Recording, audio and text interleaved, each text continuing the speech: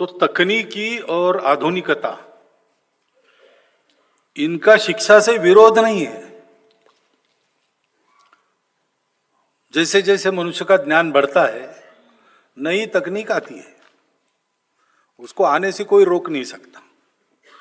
और वो आती इसलिए है कि मनुष्य का कुछ भला उसके हाथ से हो, इसीलिए उसको खोजा जाता है। उसका उपयोग करना मनुष्य के हाथ में है। कोई भी तकनीक आती है तो उसका मनुष्य के हित के लिए उपयोग करना, अगर उससे कुछ दुष्परिणाम होने वाले हैं तो उन दुष्परिणामों से बचना और बचाना, यानी तकनीकी के मालिक मनुष्य बने रहे, तकनीकी मनुष्य की मालिक न बन जाए। पुराने जमाने में कहते थे कि पहले लाठी पहलवान घुमाता है, बाद में लाठी पहलवान को घुमाती है। आज हम कैसे हैं कि पहले मोबाइल हम सुनते हैं, आजकल मोबाइल हमको सुनाता है। तो ये न हो, इसीलिए शिक्षा आवश्यक है।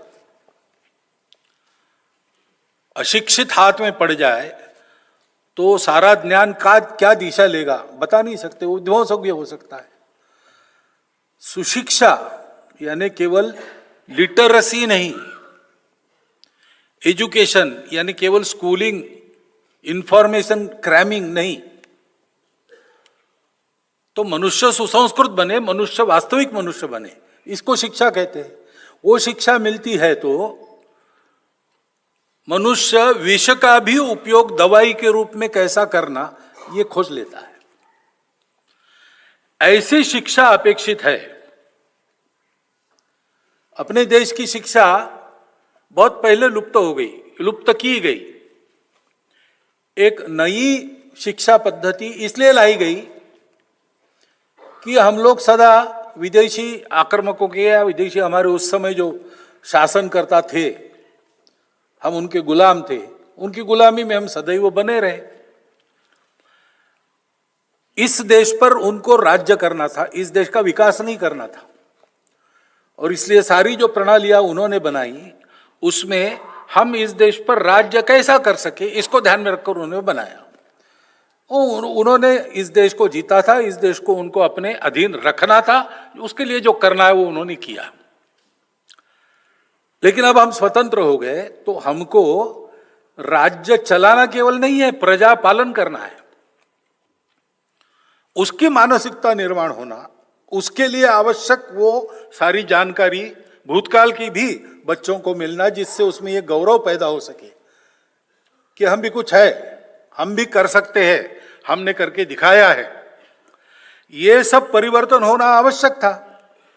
थोड़ा बहुत होते होते पिछले सालों में और इसका अवेयरनेस ज़्यादा बढ़ा है, और इसलिए नई शिक्षा नीति में ये सारी बातें लाए, ऐसा प्रयास चल रहा है।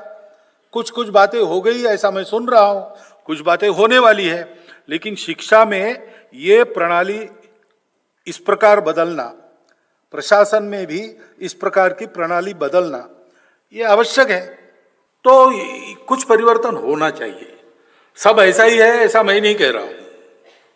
स्वतंत्रता के बाद कुछ तो बदला ही होगा, क्योंकि अब लोगों का पालन भी करना है, लेकिन अभी भी गुंजाइश है। तो वो सारे परिवर्तन होने चाहिए, और इसमें बहुत ज्यादा एप्रेंसिव होने की जरूरत नहीं। सब जगह अपनी परंपरा की, अपने मूल्यों की, अपने मूल्यगत आचरण की, यानी संस्कृति की शिक्षा देनी चाहिए। वो रिलीजियस नहीं है, वो सोशल है।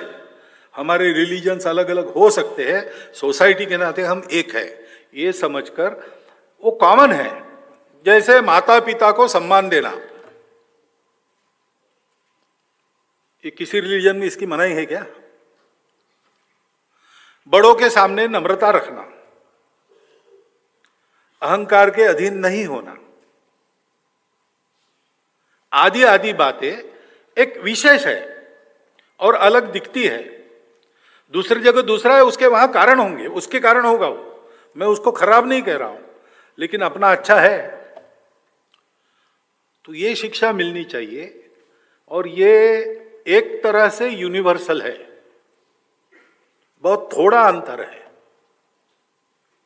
Good manners they are nearly universal. बस भोजन करते समय हाथ से भोजन करना कि नहीं, ये अलग है। लेकिन ऐसी छोटी बातें छोटी छोटी यूनिवर्सल है। तो इंग्लिश नॉवेल्स आप पढ़ेंगे तो ये नहीं मिलेगा ऐसा नहीं है। हम अंग्रेज नहीं है, हमको अंग्रेज नहीं बनना है, लेकिन इंग्लिश एक भाषा है। भाषा सीखने में क्या दिक्कत है? हमारे घर में, हमारा 3 पीढ़ी से संघ का घर है और इन संस्कारों की वगैरह कोई कमी हमारे घर में नहीं है। मैं 8वीं के क्लास में था तब पिताजी ने मुझे ऑलिवर ट्विस्ट पढ़ाया, प्रिजनर ऑफ झंडा पढ़ाया, अनेक इंग्लिश नॉवेल्स में पढ़ चुका हूं। इससे मेरे हिंदुत्व प्रेम में रत्ती भर भी अंतर नहीं आया है, नहीं आता है। एक भाषा के नाते, जो कथा वस्तु है उससे बोध लेने के नाते हम पढ़ते हैं तो उसका दुष्परिणाम नहीं होता। लेकिन हमने ऑलिवर ट्विस्ट, चार्ल्स डिकेंस का पढ़ा और प्रेमचंद की कहानियां छोड़ दी, ये ठीक नहीं है। हमारे यहां भी है, साहित्य की कितनी उच्च परंपरा है, रामायण महाभारत से लेकर उपनिषदों की कथाएं देखो, आज तक चलती आ रही। हर भाषा में एक लंबी अच्छी परंपरा है, वो सीखना चाहिए और इसकी शिक्षा सब में मिलनी चाहिए। क्योंकि मिशनरी स्कूल हो, मदरसा हो, कुछ भी हो, रिलीजियस एजुकेशन एक अलग बात है, लेकिन सोशल मेरिट के नाते हमारा सबका सिलेबस एक है। वो भारत की परंपरा है, प्राचीन काल से चलती आई है। जैसे श्रीमान आरिफ बेग आए थे, मैं नगर प्रचारक था अकोला में, विजयादशमी उत्सव के अध्यक्ष के नाते वो आए थे। तो उन्होंने कहा था कि इस देश की परंपरा कैसी है, सबके लिए कितनी अच्छी है। तो उन्होंने उदाहरण दिया था कि अलंकार सुग्रीव और अन्य वानरों के पास मिले, वो सीता जी के है कि नहीं पहचानना था। लक्ष्मण को बुलाया कि तुम भी पहचानो। उसने कहा मुझे केवल पैर की पंजनियां दिखाओ, क्योंकि मैंने कभी सीता जी के मुख की ओर दृष्टि नहीं डाली, मैंने हमेशा उनके चरण ही देखे। अब इसमें जो एक संस्कृति झलकती है वो कितनी बड़ी है, वो सबकी समान है, उसकी शिक्षा सब में होनी चाहिए। उससे हमारा रिलीजन मार नहीं खाता, उल्टा अधिक अच्छा बनता है। ये समझना चाहिए और ये संस्कार सब में होने चाहिए। ठीक है, आपकी जितनी ताकत है, मेरी जितनी ताकत है, मिशनरी स्कूल में वगैरह जब होंगे तो होंगे, मेरे घर में तो होने चाहिए ना। यहां से हम शुरू कर सकते हैं, वो करना चाहिए। और हमारे यहां अभी जो नई शिक्षा नीति में पंचकोशीय शिक्षा का तत्व मान्य किया है, उसमें सभी कोशों का विकास, सर्वांगीण विकास, उसमें कला, क्रीड़ा, योग, ये सब है। तो धीरे धीरे इसको विकसित करना पड़ेगा। जैसा मैंने कहा कि विपरीत शिक्षा में हम इतने आगे गए थे कि एकदम उड़ना संभव नहीं, तो टर्निंग शुरू हो गया है, वो रुके नहीं, चलता रहे और पूरा टर्न होगा, उसको समय लगेगा। इसलिए करिकुलर गतिविधि नहीं, प्रत्येक मनुष्य को कला का अंग चाहिए। संगीत नृत्यम कला विहीना साक्षात पशु पुच्छ विषाणहीना, ऐसा कहते हैं। जिस मनुष्य को संगीत, नाट्य, नृत्य कला का अंग नहीं है, सभी का नहीं, किसी एक का, उसमें वो ट्रेंड ही होना चाहिए ऐसे नहीं, लेकिन अच्छा गाना समझ में आना चाहिए, सुर कान को पकड़ में आनी चाहिए, बुद्धि को नहीं समझे चलता है। इतना भी हो गया। ये भी जिसका नहीं होता वो कौन है? तो बिना पूछ सींग वाला पशु है, ऐसा अपने यहाँ कहा है परंपरा में। तो ये तो होना ही चाहिए, लेकिन इसमें एक अनिवार्य ये विषय जो है उससे काम नहीं होगा, ऐसा मुझे लगता है। क्योंकि मेरा अनुभव जो है, आप जिस बात को अनिवार्य करते हैं उसकी प्रतिक्रिया होती है। वैदिक काल की 64 कलाएं जो रिलेवेंट है वो सिखानी चाहिए। गुरुकुल शिक्षा को मुख्य धारा उल्टा करना चाहिए, मुख्य धारा को गुरुकुल शिक्षा से जोड़ना चाहिए। क्योंकि अपनी गुरुकुल शिक्षा है ना, वैसा ही मॉडल शिक्षा का फिनलैंड में है, और फिनलैंड शिक्षा में दुनिया में अग्रणी देश है उस शिक्षा पद्धति के कारण। उस शिक्षा पद्धति को चलाने वाले शिक्षकों की अलग यूनिवर्सिटी उनकी है, और उस देश में बाहर से बहुत सारे लोग आते हैं, क्योंकि वहां जनसंख्या कम है तो वो लेते हैं सभी देशों की। तो जितनी भाषाओं के लोग आते हैं उतनी भाषाओं में 8वीं क्लास तक शिक्षा वहां होती है। 8वीं क्लास तक मातृभाषा में शिक्षा होती है, और 10 छात्रों पर एक शिक्षक एक शिक्षिका। पहले 4 क्लास उनके साथ रहना और घूमना, यही काम होता है, क्लास वर्क नहीं होता है। बिल्कुल गुरुकुल पद्धति के पास वाली है, केवल आश्रम में जाकर रहने की बात इसमें नहीं है। तो शिक्षा पद्धति में सर्वोत्कृष्ट वो पद्धति है जो गुरुकुल पद्धति से पास आती है। इसलिए अपनी शिक्षा की मुख्य धारा को गुरुकुल पद्धति से जोड़ने का प्रयोग करना पड़ेगा। और संस्कृत भाषा की भी बात वही है। अनिवार्य क्यों करे भाई? अपनी परंपरा जानना है, भारत को जानना है, तो संस्कृत भाषा का ज्ञान बहुत अच्छा है, होना ही चाहिए। तब हम जान सकते, मूल स्रोतों से जान सकते। हमको भाषांतर पढ़ने नहीं पड़ते, और भाषांतर बहुत सारे गलत किए हैं अथवा किए गए हैं। तो मूल स्रोत जानना है तो संस्कृत पढ़ना अनिवार्य है। लेकिन स्कूल में मुझे घर से भेजा, संस्कृत परीक्षा दो, किल्ला पारडी की परीक्षाएं चलती थी, तो मेरा मन नहीं लगा। लेकिन घर में मुझे संस्कृत स्तोत्र सिखाए गए, वो मैंने याद कर लिए। और संस्कृत भारती की पद्धति जब मैंने देखी तो मैंने देखा कि संस्कृत के बारे में शंकित लोग भी उनके प्रशिक्षण वर्ग में आते हैं, 10 दिन में बोलचाल की संस्कृत सीख लेते बड़े आनंद से। सिखाने का तत्व यह है कि सिखाने वाला, उसकी उत्कृष्टता चाहिए, और छात्र के लेवल पर उतरकर उसको सिखाने की उसकी कला चाहिए।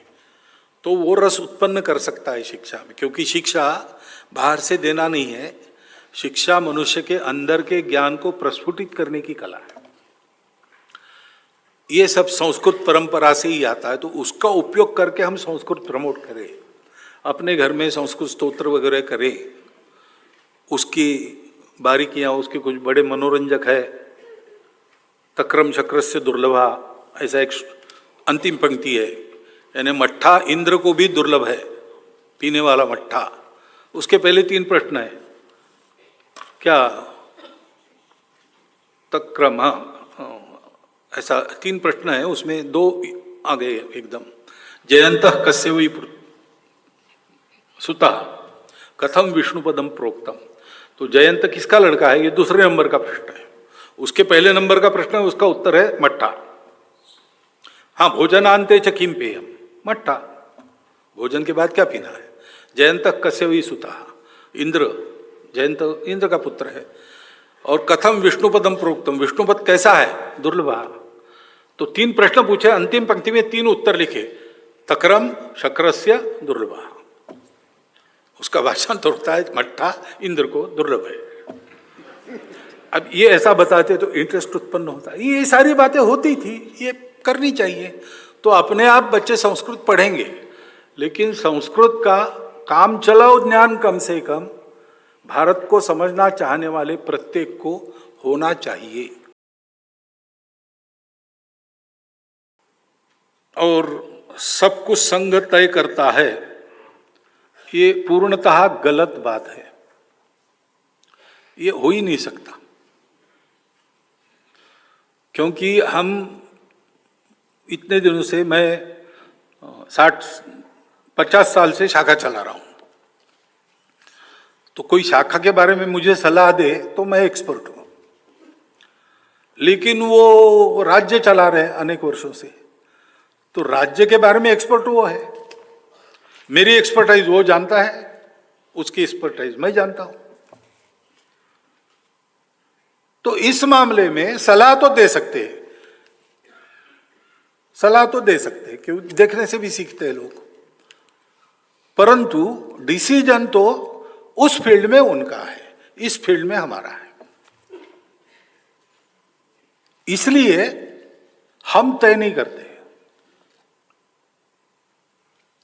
हम तय करते हो इतना समय लगता क्या?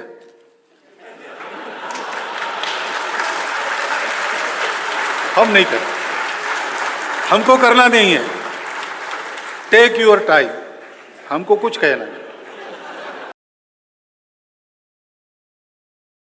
1948 में हाथ में जलती मशाल लेकर जयप्रकाश बाबू संघ का कार्यालय जलाने के लिए चले थे। बाद में हमारे संघ शिक्षा वर्ग में आकर इमरजेंसी के बाद उन्होंने कहा कि परिवर्तन की आशा आप लोगों से ही है। कितने आप अभी शताब्दी के निमित्त तो कुछ प्रकाशन निकलेंगे, कुछ पहले निकले हैं। मौलाना अबुल कलाम आजाद से लेकर तो अभी अभी प्रणव दा हमारे मंच पर आए, उन्होंने अपने मन नहीं बदले, मत नहीं बदले, लेकिन संघ के बारे में उनके जो कुछ गलतफहमी आई थी वो दूर हुई, इसलिए आए। तो मन परिवर्तन, अगर मनुष्य है, वास्तव में मनुष्य है, तो उसका मन होता है और मन में हमेशा परिवर्तन संभव है। किसी का बहुत जल्दी हो जाता है, किसी को देर लगती है। तो मन परिवर्तन की संभावना को कभी भी नकारना नहीं चाहिए, ये हमारा रवैया रहता है। और अच्छे काम के लिए जो हमको सहायता मांगते हैं उनको हम सहायता देते हैं। हमको सहायता मांगने वाले उनको सहायता मिलती है, हम सहायता करने जाते तो जो दूर भागते उनको सहायता नहीं मिलती। अब हम क्या करें? तो कोई अच्छा काम है, करना है, मांगते हैं, करते हैं, और सब मांगते हैं। आपको केवल एक पार्टी दिखती है जिनको हम सहायता कर रहे हैं, लेकिन कुल मिलाकर देश चलाने में या कभी कभी पार्टी का कुछ काम चलाने के लिए भी वो अच्छा अगर है तो हमारे स्वयंसेवक संघ के कहने से लगते हैं और जाकर मदद करते हैं। नागपुर में NSUI का अधिवेशन हुआ था, भोजन की व्यवस्था में गड़बड़ हुई, बहुत मारपीट हो गई। जो थे उस समय उनको मालूम है, राजीव गांधी उस समय NSUI के अध्यक्ष थे, तो थाली फेंकना वगैरह सब हो गया, मैसेज बंद पड़ गई और 30,000 लोग थे। कुछ लोग तो घुस गए बाजारों में, लूटपाट करना पड़ा, मार खाए तो वापस आ गए। तो मुझे फोन आया था, मैं नागपुर का प्रचारक था उस समय, वहाँ के जो MP थे उन्होंने मुझे फोन किया कि भागवत जी वो मैसेज हमारी शुरू करने के लिए आपकी मदद चाहिए। 11 मैसेज थी, 60 मैसेज में हमने अपने स्वयंसेवक भेजे, वो मैसेज बंद हो गई थी। दोपहर 2 बजे तक हमने शुरू कर दिया। तो हमको कोई परहेज नहीं है, सारा समाज हमारा है, हम किसी को पराया नहीं मानते, हमारे तरफ से कोई रुकावट नहीं है। उधर से रुकावट है तो हम उनके इच्छा का सम्मान करके रुक जाते हैं। डेमोग्राफी की चिंता होती है और होने का कारण है कि डेमोग्राफी बदलती है तो उसके कुछ परिणाम निकलते हैं। देश का विभाजन एक परिणाम है, मैं केवल भारत की बात नहीं कर रहा हूं, टिमोर हो गया इंडोनेशिया में, सर्वत्र सब देशों में डेमोग्राफिक इम्बैलेंस की चिंता रहती है। लेकिन ये चिंता भी क्यों उत्पन्न होती है कि संख्या से ज्यादा इरादा क्या है इसके बारे में शंका रहती है मन में। तो पहली तो बात संख्या की है, तो जनसंख्या के असंतुलन में वास्तव में उसके कारण क्या है? पहला कारण है मतांतरण, कन्वर्शन, जो भारतीय परंपरा का हिस्सा नहीं है। और कैथोलिक चर्च के लोग हमको बताते कि हम नहीं करते, तो कहीं ना कहीं क्रिश्चियनिटी में भी उसको ठीक नहीं माना जाता, ऐसा एक प्रवाह है। और परसों उलेमाओं से बात हुई तो उन्होंने हमको बताया, मदरसों के टीचर्स से बात हुई कि इस्लाम में भी मना है। पैगंबर साहब के चाचा उनको कलमा पढ़ाने के लिए अनुयायियों ने कहा तो उनका मना किया, उन्होंने ये नहीं करना है। अगर ऐसा है तो ये होना नहीं चाहिए। रिलीजन अपना अपना चॉइस है, जिनको जिस रिलीजन में जाना है। जबरदस्ती गए, वापस आना चाहते हैं, आओ, अपने मन से आओ, लोभ लालच जबरदस्ती नहीं। लेकिन ये होता है, तो इसको रोकना, ये करना पड़ेगा। दूसरी बात है घुसपैठ। तो ये ठीक है कि हमारा डीएनए सबका एक है, लेकिन व्यवस्थाएं होती है। अब यूरोप में भी 3-3 देश, 4-4 देश ऐसे हैं जो समान एंसेस्ट्री रखते हैं, लेकिन देश एक व्यवस्था है, उसकी सीमा होती है, उसमें आना जाना। आप पूछते हो घुसपैठियों को रोकना सही है क्या? मैं कहता हूं अगर डीएनए एक है तो परमिशन लेके आना गलत है क्या? परमिशन लेके आना चाहिए ना। परमिशन नहीं मिलती तो नहीं आना चाहिए, लेकिन विधि विधान नियम बाजू रख के घुस जाना ये अपने आप में गलत बात है। आने पर उपद्रव होता है, ये अनुभव है। तो इसलिए इस घुसपैठ को रोकना चाहिए। कुछ तो सरकार रोक सकती है, सरकार कुछ प्रयास कर रही है, धीरे धीरे आगे बढ़ रहे हैं, परंतु समाज के हाथ में है कि हम अपने देश में रोजगार अपने देश के लोगों को देंगे। अपने देश में भी मुसलमान नागरिक है, उनको भी रोजगार की जरूरत है। मुसलमान को रोजगार देना है तो उनको दीजिए, जो बाहर से आए उसको क्यों दे रहे? उनके देश की व्यवस्था उन्होंने करनी चाहिए। या फिर है परमिशन लेकर आकर जॉब करने वाले लोग सब देशों में हैं, हमारे यहां भी ऐसे हो सकते हैं। तो इसलिए अवैध लोगों को पहचानना, अगर सुरक्षा के कुछ बातें उसमें से खड़ी होती है तो रिपोर्ट करना कि ये लोग अवैध है, आप उन पर निगरानी रखिए और उनको देना नहीं रोजगार, ये हम कर सकते हैं। तीसरा नंबर जन्म दर का है। अब उसके बारे में आपको प्रचारक को नहीं पूछना चाहिए वास्तव में, परंतु पूछा है आपने तो दुनिया में सब शास्त्र कहते हैं, विज्ञान, कि जन्म दर 3 से कम जिनका होता है वो धीरे धीरे लुप्त हो जाते हैं। तो 3 से ऊपर मेंटेन करना चाहिए। सब देशों में ऐसा होता है, सब समाज ऐसा करते हैं। दूसरा, डॉक्टर लोग मुझे बताते हैं कि 3 संतान होने से बहुत देर नहीं करना विवाह में, और 3 संतान होना, इससे माता पिता का, संतानों का, तीनों का स्वास्थ्य अच्छा रहता है। और जिस घर में 3 संतान है उस घर की वो संतान आपस में ईगो मैनेजमेंट सीख लेती है, इसलिए आगे चल के उनके फैमिली लाइफ में कोई डिस्टर्बेंस नहीं होता। ये डॉक्टर ने बताया है, मैं तो जानवरों का डॉक्टर हूं, उधर ये विषय ही नहीं है, मनुष्यों के डॉक्टर मुझे ये बताते हैं। फिर अपने देश की पॉलिसी है, पॉपुलेशन पॉलिसी, वो 2.1 रिकमेंड करती है। अब वो देश का एवरेज 2.1, ये तो ठीक है, लेकिन संतान होती है तो 0.1 संतान कभी होती नहीं। गणित में 2.1 का 2 होता है, लेकिन मनुष्य के जन्म में 2 के बाद 0.1 होता नहीं ना, 3 ही होता है, इसलिए 2.1 मीन्स 3। तो भारतवर्ष के प्रत्येक नागरिक ने यह देखना चाहिए कि अपने घर में 3 होने चाहिए। ये देश की दृष्टि से कह रहा हूं। दूसरा, एक कंसर्न भी है, जनसंख्या एक एसेट है, बोझ भी हो सकता है, कल खिलाना पड़ेगा ना सबको, तो उसी के लिए पॉपुलेशन पॉलिसी रिकमेंड करती है। तो दोनों तरफ से जनसंख्या नियंत्रित रहे और जनसंख्या पर्याप्त रहे, तो 3 होने चाहिए, 3 से बहुत ज्यादा आगे बढ़ना नहीं चाहिए, उनकी परवरिश वगैरह ठीक होने की दृष्टि से। ये सब लोगों ने स्वीकार करने वाली बात है। जन्म दर कम होने की बात है तो वो सबका कम हो रहा है। हिंदुओं का पहले से कम था तो ज्यादा कम हो रहा है, बाकी लोगों का उतना कम नहीं हो रहा था तो आज उनका ज्यादा दिखता है, लेकिन उनका भी कम हो रहा है।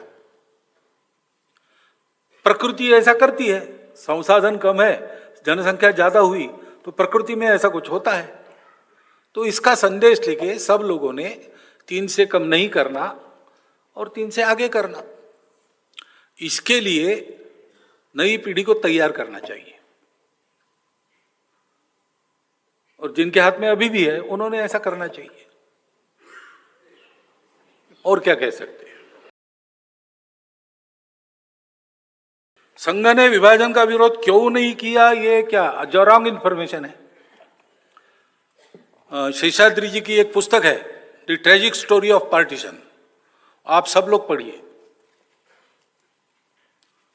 उसमें विभाजन कैसे हुआ, विभाजन क्या करने से हुआ और क्या करने से रुक सकता था, विभाजन में किसका क्या रोल था, ये सारी बातें हैं। संघ का मत क्या है इसके बारे में, इसका ठीक ठीक पता उस पुस्तक के पढ़ने से आपको पता चलेगा। विदाउट मीन्सिंग वर्ड्स वो पुस्तक लिखी गई है, उसको आप पढ़िए। तो संघ ने विरोध किया था, लेकिन संघ की ताकत क्या थी उस समय। पूरा देश महात्मा जी के पीछे था। महात्मा जी ने तो कह दिया था मेरे लाश पर होगा। गुरु जी को पूछा किसी स्वयंसेवक ने, अच्छे कार्यकर्ता ने पूछा कि तू इधर जा रही गाड़ी, तो गुरु जी ने कहा था नहीं, गांधी जी ने सम्मति नहीं दी है, विभाजन नहीं होगा। लेकिन कुछ हुआ जो उन्होंने भी मान्य कर लिया। उनके मान्य करने के बाद संघ के कहने से समाज समर्थन नहीं करता और इसलिए विभाजन रुक नहीं सका। यानी उसको रोकने के लिए हम भी कुछ नहीं कर सके। तो अखंड भारत एक सत्य है। विभाजन होने से क्या क्या होता है, मौलाना अबुल कलाम आजाद का एक लेख, चट्टान नाम का उस समय एक पेपर था लाहौर में, उसके पत्रकार ने उनका इंटरव्यू लिया। 1946 का इंटरव्यू है, वो डेट वेट में भूल गया, मिल जाएगा, वो आप पढ़िए। उन्होंने इस विभाजन के विरोध में अपना मत देते हुए विभाजन के परिणाम क्या होंगे इसका कुछ प्रेडिक्शन किया है।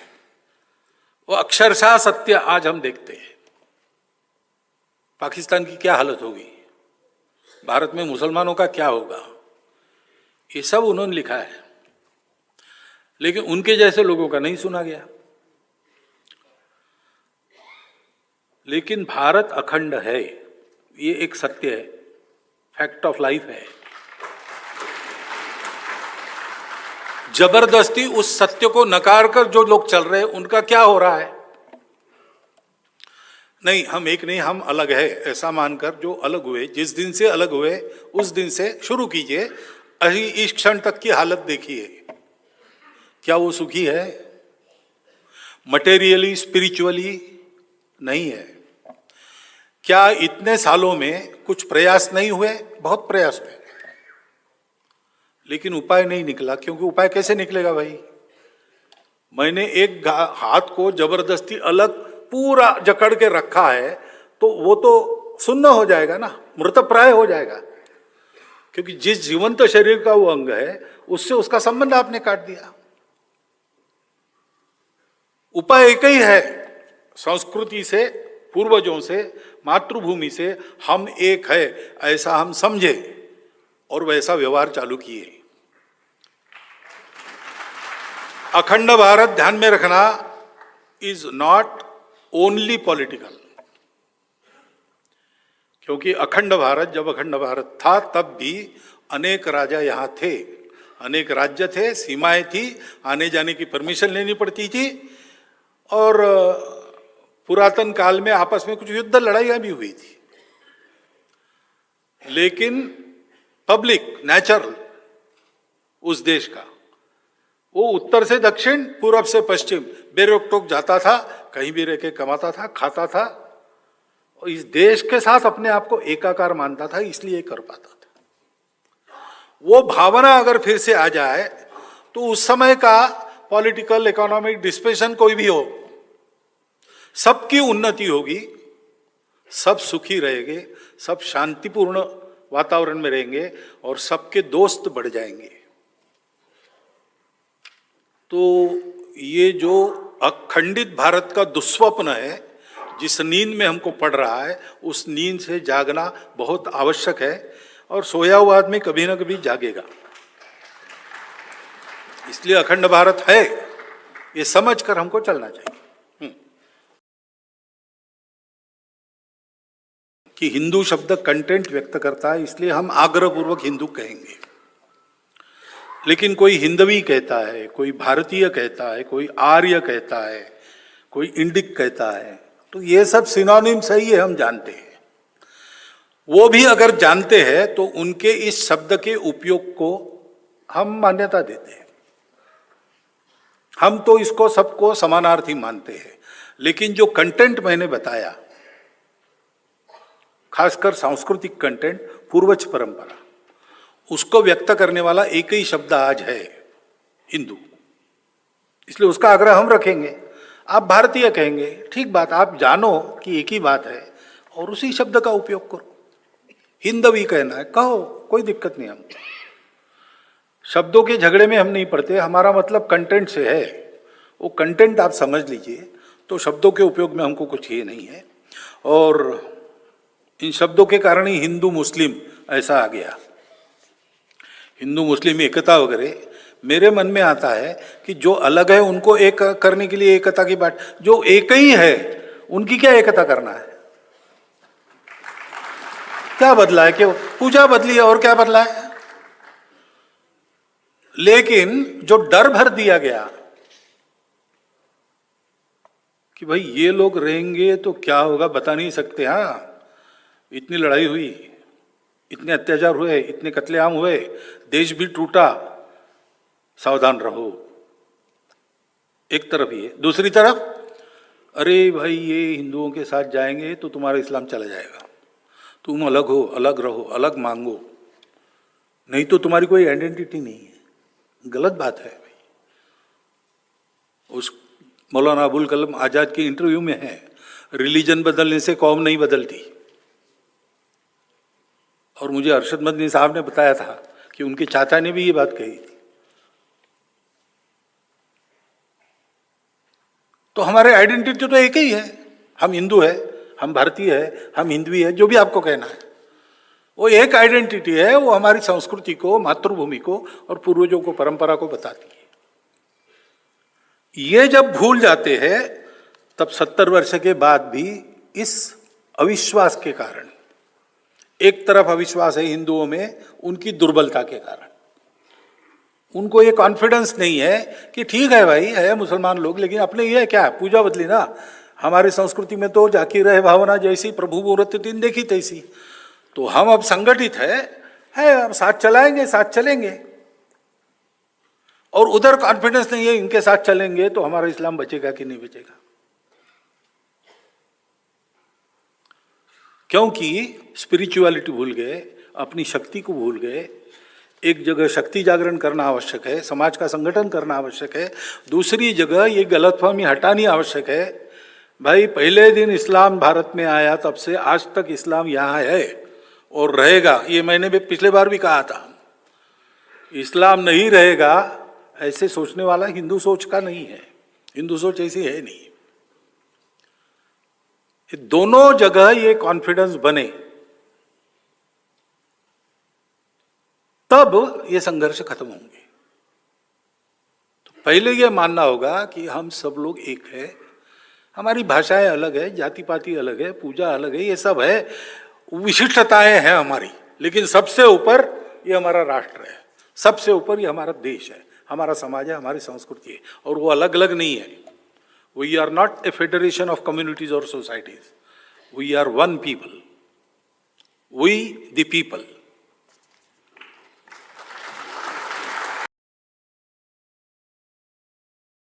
शहरों के और रास्तों के नाम बदलना वहां के लोगों की भावनाओं का के हिसाब से होना चाहिए, आक्रांताओं के नाम नहीं होने चाहिए।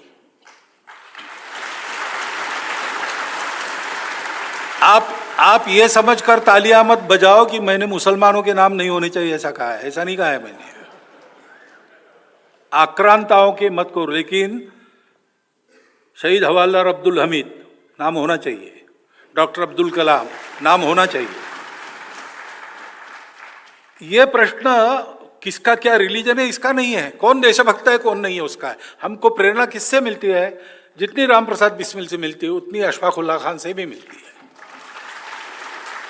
मिलनी चाहिए।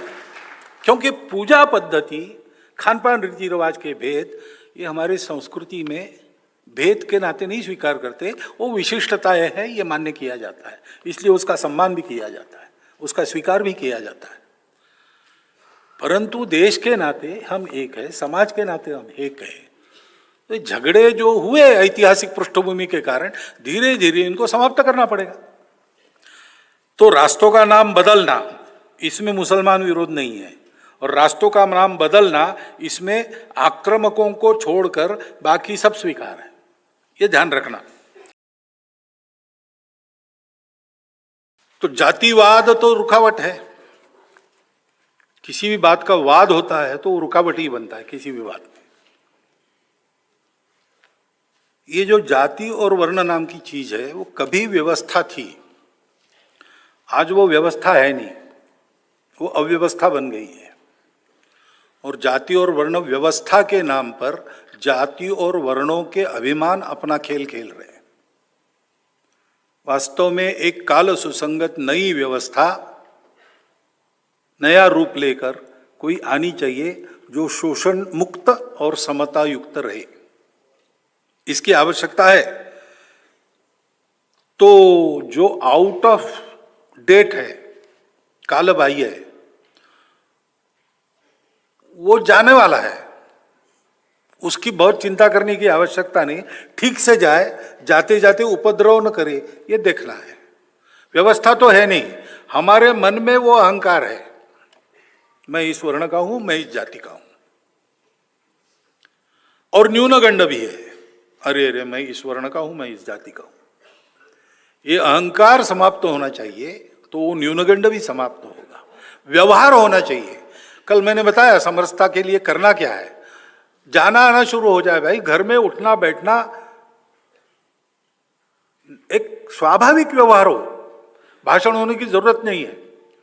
यशवंतराव जी केलकर थे हमारे विद्यार्थी परिषद में, एक विद्यार्थी परिषद के नए कार्यकर्ता, अनुसूचित जाति का था, उसको भड़का दिया वहाँ पे कि ये लोग तुम्हारा उपयोग कर रहे हैं, फिर से तुमको फिर झाड़ू लगाने के लिए ही बताएंगे वगैरह।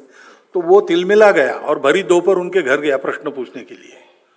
बेल दबाई, उन्होंने दरवाजा खोला, अरे इतने दोपहर गर्मी में आ गए, आओ आओ बैठो, क्या बात है? उनका बताता हूँ, लेकिन मुझे प्यास बहुत लगी, पानी चाहिए। सहज उसको प्यास लगी थी, उसने कहा, इन्होंने भी सहज कहा, अंदर जाओ किचन में, वहाँ पानी है, तुम पी लो, आते समय एक गिलास मेरे लिए भी ले आना। उसने वो सब किया।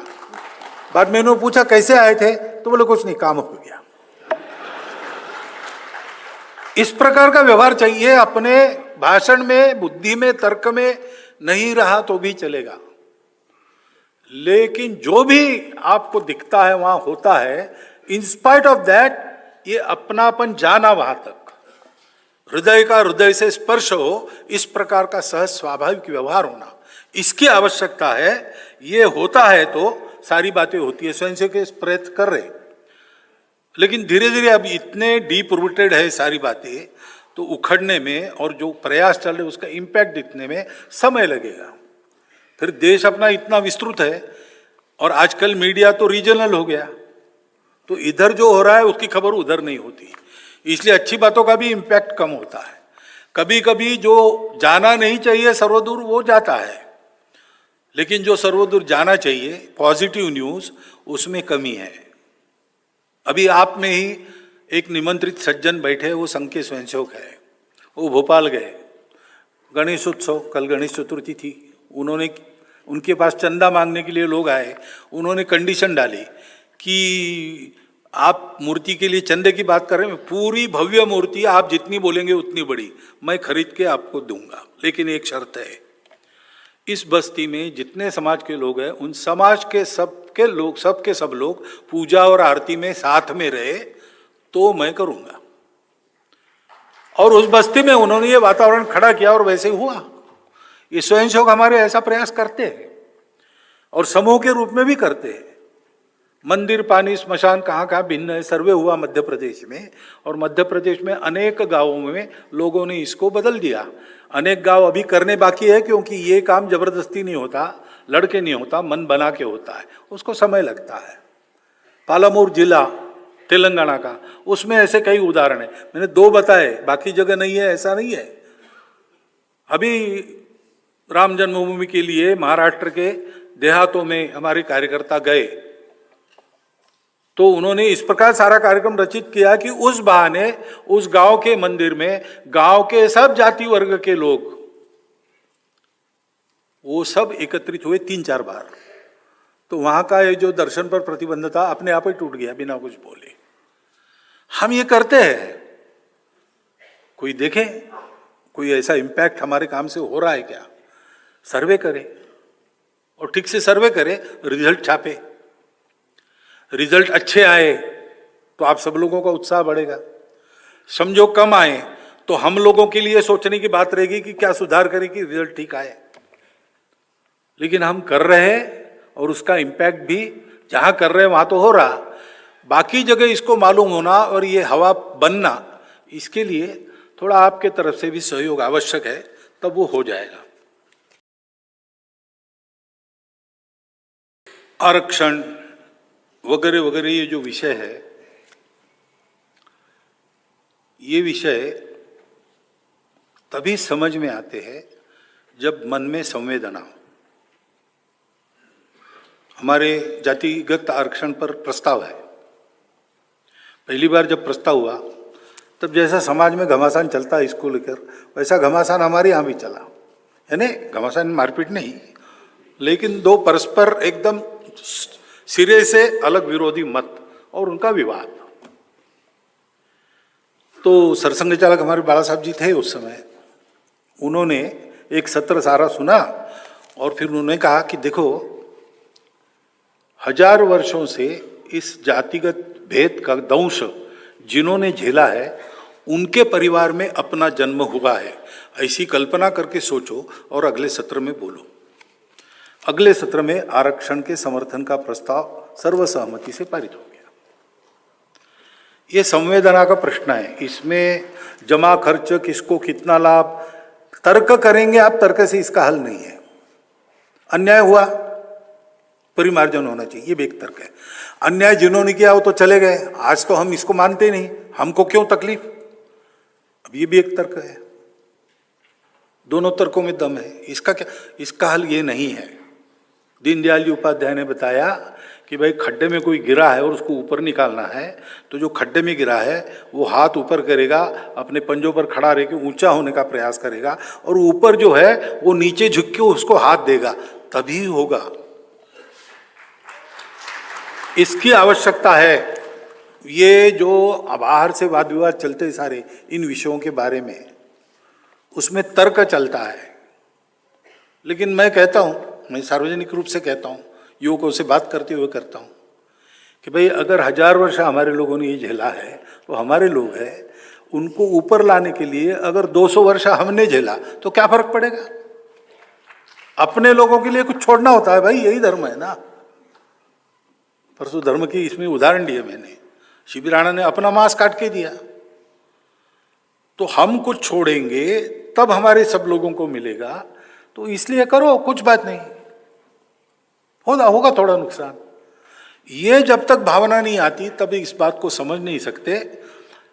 संविधान सम्मत जितना आरक्षण है उसको संघ का पहले से समर्थन है, सदा रहेगा। और जब तक उस आरक्षण के लाभार्थियों को लिए लगता नहीं कि इसकी आवश्यकता नहीं भाई है, वो समाज भेद समाप्त हो गया, अब हम अपने बलबूते खड़े रहेंगे, ये दूसरे किसी को दो, ऐसा जब तक उनको लगता नहीं, हम उसके समर्थन में रहेंगे। ये मैं कई बार बोल चुका हूं, ये संघ की भूमिका पहले से है। नेशनल लैंग्वेज यानी भारत की सब भाषाएं नेशनल लैंग्वेजेस है, जिनका उगम भारत में।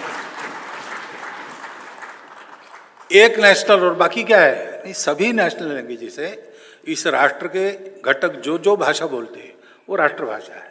एक व्यवहार भाषा चाहिए, ये पक्का है, आपस में बात करने के लिए, और वो विदेशी नहीं चाहिए। क्योंकि हमारे भाव विदेशी भाषा में प्रकट नहीं होते। श्री गोपाल तो काउहर्ड ऐसा नहीं होता है। कविताओं का शब्द धर्म के लिए शब्द नहीं है बाकी भाषाओं में, हमारे यहाँ सब भाषाओं में शब्द है। एक भारतीय भाषा व्यवहार भाषा चाहिए, कौन सी हो तय करे सब मिलकर, जो व्यावहारिक निर्णय करे और करे, ऐसा मत है हमारा।